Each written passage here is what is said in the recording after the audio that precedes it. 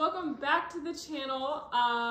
Today we're actually doing something a little different. I don't think we've done this before on here. We're mixing it up from what you guys have seen recently for sure. Yeah, so today we're doing a more traditional Q&A, and this time we're answering questions that we've gotten in our DMs, that we've gotten on Q&As that we do on Instagram stories, on TikTok. Like, these are just everything that we've compiled kind of from all over. Yeah, it's gonna be a little more focused on like interracial and more general relationship advice. So that's the type of Q&A it is. It's not specifically about like our lives or anything. We'll keep mixing up the Q&A types, but today is gonna be about like relationship advice, just like the whole umbrella. Yeah, so let's get into it. The question is, did you have to deal with people you thought would be supportive that were eventually unsupportive?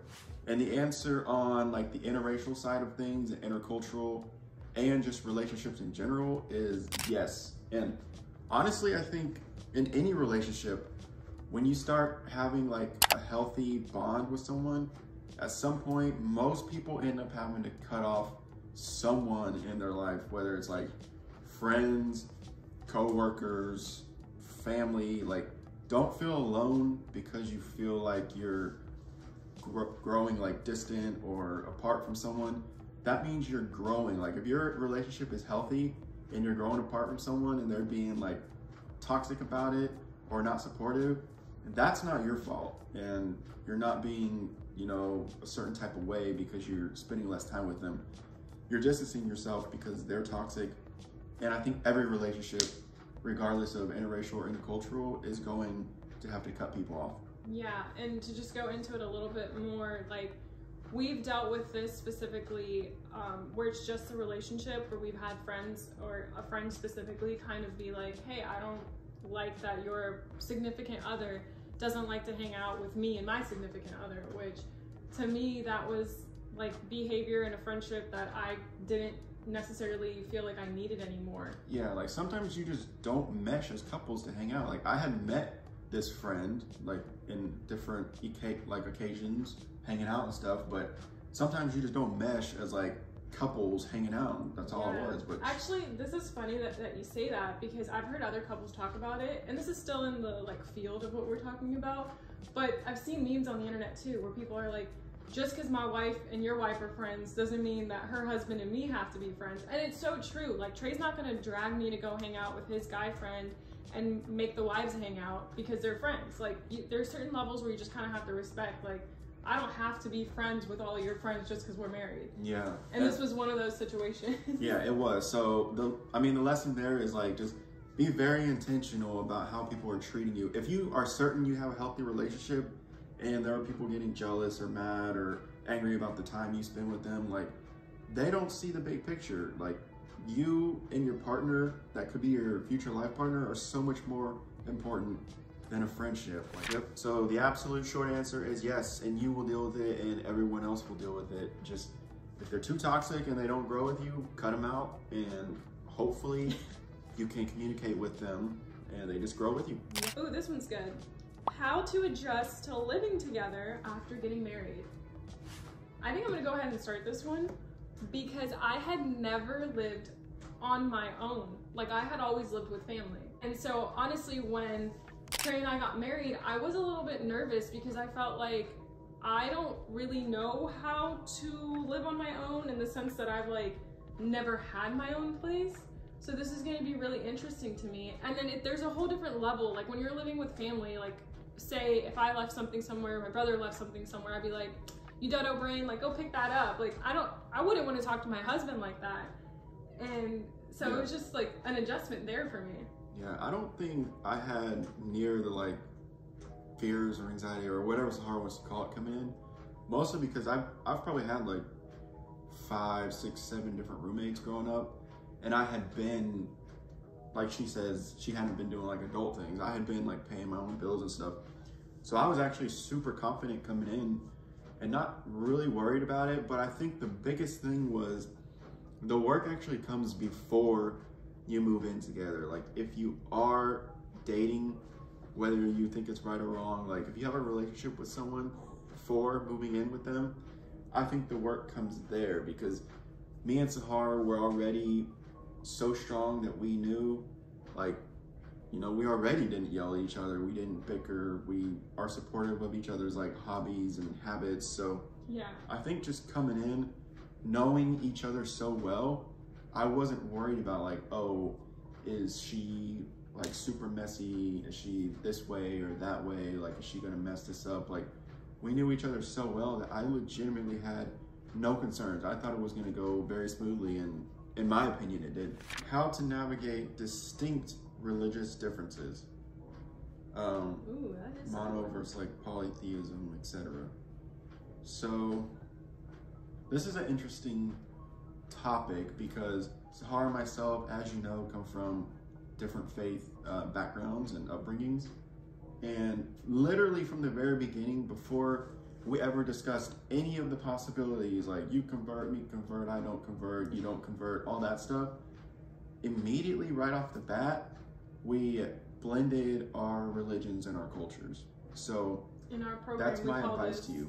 The meat and potatoes. Yeah, like that is literally my advice. Even right off the bat, like I started going to different religious celebrations of hers with her family.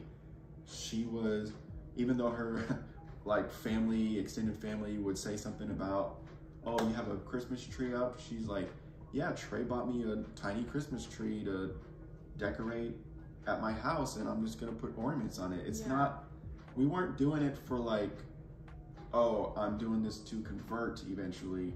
We were doing it to, one of two things, support our partners and just celebrate together. Like to us, it's not so much like a religious thing when we celebrate Christmas together or things like that. It's just supporting your partner and enjoying the life that they enjoy as well. So when you see us celebrating Christmas like Trey's talking about, or you see us decorating for Eid and celebrating Ramadan and going over and opening fasts and stuff like that, this foundation of what you see isn't something that was built when we got married. This was being built the entire time we were dating. During Ramadan, my mom would be like, hey, invite Trey over for iftar. He would come, his siblings would come, like whoever wants to experience it would come. And then like his younger siblings would have concerts at the church for Christmas and I would go and attend them. All of this was to literally like show support to each other, help blend our families together in a beautiful way, and show that having families from two different faiths or two different cultures will never be an issue unless we make it an issue. So this question is specifically for interfaith. So I'm gonna assume that you and your partner both have a different faith and you wanna get together and get married and both stay your faiths, right? Like no one feels like they need to be a certain faith. So the thing is, if you're in that situation, just be curious about each other's religions, like be respectful, celebrate his or her holidays. Don't shut yourself off to it.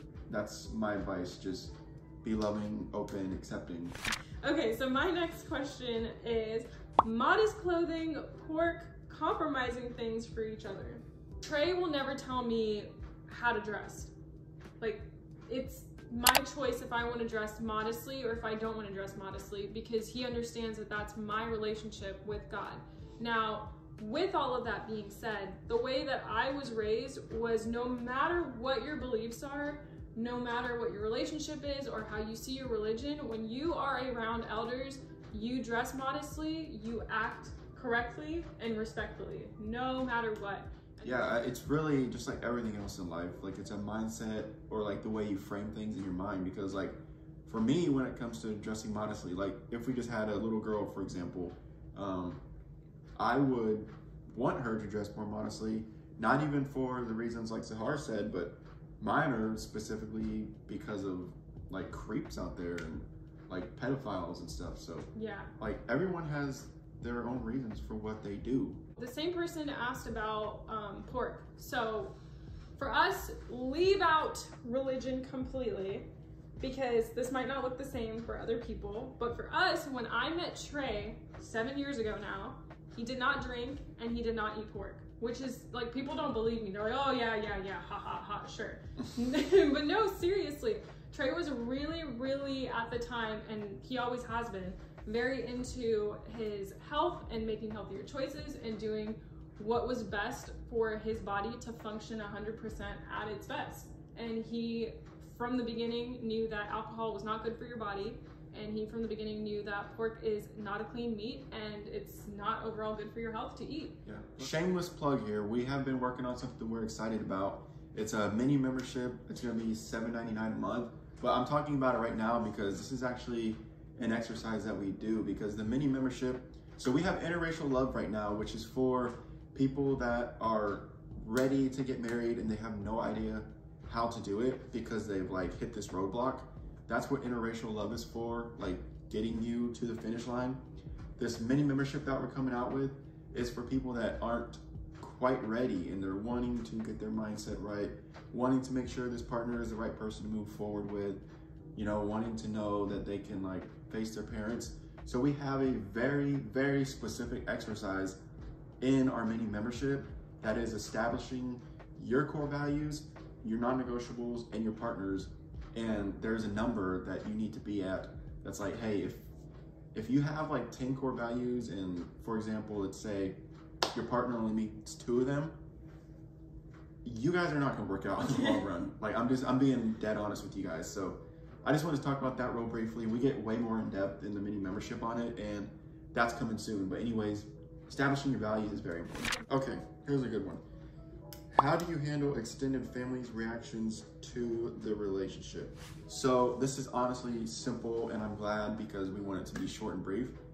The answer is that you do not handle them.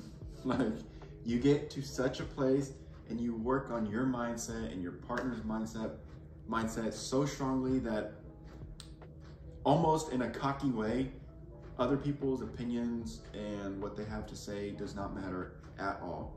Like, of course, our families, like our immediate family, what they have to say will affect us a little bit, but you even want to work on yourself so much that you'll just respectfully listen to your immediate family, but not necessarily take their advice. But you have to get to a place where your extended family and friends, almost everything they say just does not matter. Oh, I have literally, like, this is extended family on Trey's side, like been on Facebook and seen somebody making like, or not making, but like reposting something about Islam that was like made 0 sense and is painting Islam in like a negative way. And I literally like unfollowed that person, and I told Trey, and he was like, that's fine, you do what you gotta do to protect your peace. Like, yeah, like those, they just do not matter. Yeah. So short answer, the most important thing for you guys that are going through all this is going to be your mindset. It sounds very cliche, but you have to get strong up here. And here, you gotta have each other's back. Yeah, but like the very first step, you can't jump into everything until your mind is like super, like just bulletproof strong. And that comes with like extended family and friends, their opinions and words meaning absolutely nothing, respectfully. Yeah. So this is gonna be the last question, and it's, did you ever feel alone? So I'm assuming this person's asking like if we ever felt alone through the entire process of dating, getting family on board, and just like feeling like we had support or not.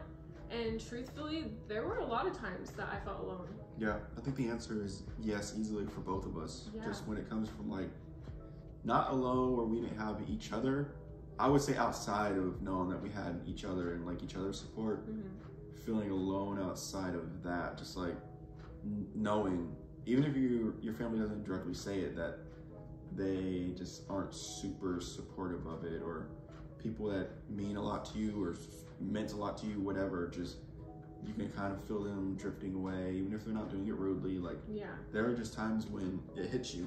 Honestly, this question right here is the reason why we do everything we do now, because we want other couples like us and other families like ours to realize that you're not alone. There's thousands, if not probably millions, of interracial, interfaith families out there that are going through the exact things that you feel right now is something that only you dealt with. Yeah, and like that's why we try to talk about it so much, and even more in depth with like our one-on-one students and stuff like that, is like everyone's journey is gonna be different. Like, just because you see us talking about like we brought our families together now and, you know, friends are along for the ride and we have a kid, like, even though you want to see us as inspiration, don't see us as like the only way to get things done. Yeah. That's why I suggest like working more in depth with someone, because you can still be happy even if you have to do the hard thing and cut your mom out. Honestly, that's a huge reason why we have the